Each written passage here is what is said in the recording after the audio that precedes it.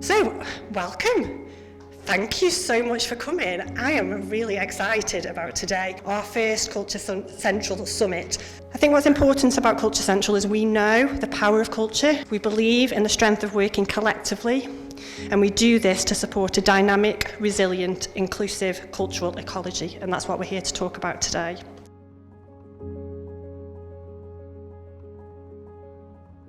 It's a hugely competitive environment and very difficult for all of us. So there's less to go around, but we're also doing it at a time where our audiences, our participants, don't have the means to pay. So, it's one of those perfect storms, isn't it? Audiences are making different choices. I don't know that we're ready for the choices that audiences are making. I don't think that we're all thinking as deeply and as we need to be thinking about future audiences, about tomorrow's audiences. So organisational resilience, it seems to me, is very dependent on individual resilience. The last 10 years or so have been characterised, in my view at least, by a kind of a great bounce back. So a bit like a rubber band. I was going to bring some rubber bands. So you imagine if you stretch a rubber band, I think we've been stretching the rubber band for the past 10 years or more. What happens if you constantly stretch a rubber band is it weakens and then it breaks. What would happen if we stopped stretching the rubber band and built more flexibility, faster adaptability into our organisations? How can we learn from some of the things that we're currently doing? And what other examples are there out in the region that can help us to develop the next generation of leaders, creatives, etc.? I do still find it quite shocking that for such a diverse region, we haven't really lent into how we create a more global workforce. So it's how we actually, as institutions, because it's mainly the institutions who can create the succession planning strategies, how we build new ways of opening up our workplaces, working with others to create the talent pipelines that are more equitable. So how are we going to do that? If we're working on a strategy for the region, that for me has got to be one of the fundamentals. In fact, for me, it probably starts there, because what we're creating needs to be different, not just for us, but for who comes next. I'm hopeful that we can all lead with an open heart, and that if we can do it with generosity and collaboratively, just leaning into what you're asking for, that we can all collectively get to where we want to get to as a region together.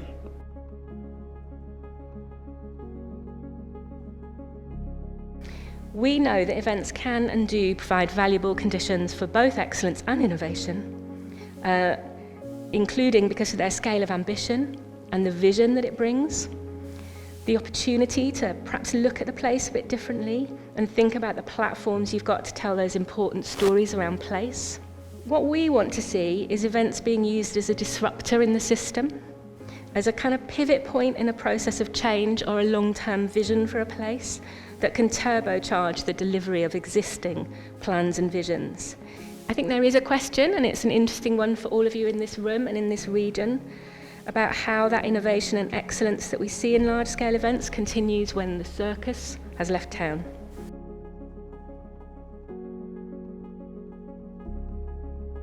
I want to be really thought-provoking if I can, not just for the sake of it, because I think moments like this, when you're developing strategy, you need to go beyond where you need to be to know it's uncomfortable. So hopefully we can start rehearsing that conversation. So the conversation I'd like to have with you is about, collectively, how do we make sure we are ambitious enough? How do we test, how do we sense that we're going to be bold enough?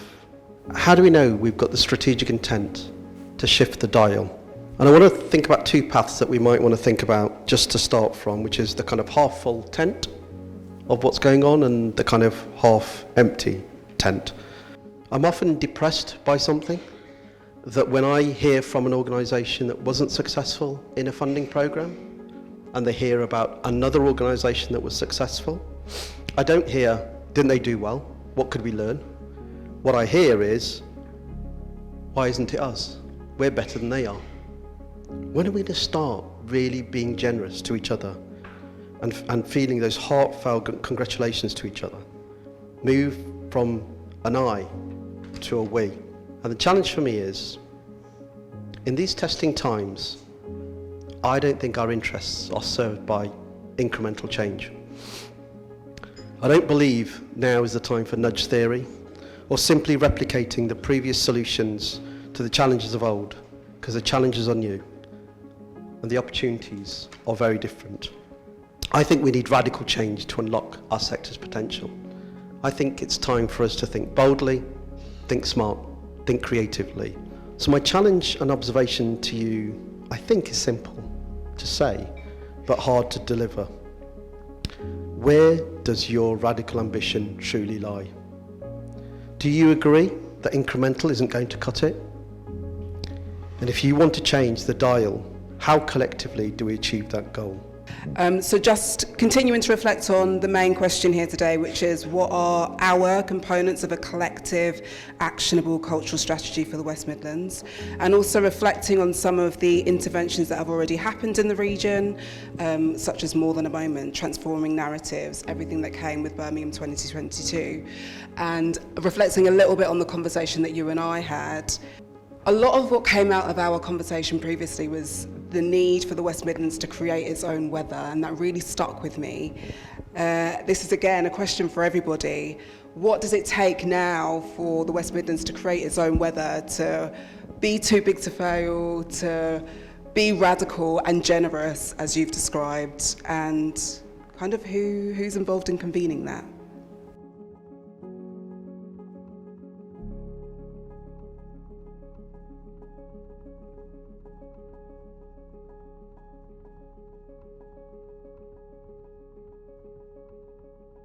My highlight of the day was just seeing such an engaged audience. I think the keynote speakers, actually, the kind of diversity of perspective, I guess, on the region and on the challenges that we face. I think it was just great for organisations across the region to come together. Probably just kind of getting a sense of what the combined opinion of the cultural sector is. I think the value was to get out of one's daily life and all the issues that we're all facing at the moment and look at the bigger issues. Everybody came together from different sectors, different positions. They're addressing some issues which is universal. I think the sector's a really important driver of the economy. It's a driver of our communities and it's a driver of the place. I think coming together with a single voice, with all these ideas, will be great for everyone. I think seeing that there's so many different representations from the sector being put into the cultural strategy for the region, so it truly is representative. I think we've got some terrifically strong and varied cultural assets and cultural organisations and individuals in the region, but I think we are stronger together when we come together with a collective voice. Well, there's an awful lot that it would be impossible for individual organisations to do. There's no competition, but we're actually there working together to support each other and support the sector. I think ultimately coming up with a strategy as a region is really important. I think something really concrete has come out of today. I think we've clearly started on something really unique that speaks of the West Midlands and the particular skills that we've got, the particular challenges we've got in our locality. So, if I had to sum up today in 3 words, it would be challenging, fruitful, and fun. It's productive, inspiring, and driven. Inspiring, engaging, and deeply exciting. Collaborative. I think people-centred. Productive. Vibrant. Inspiring. Ambitious. It was visionaries.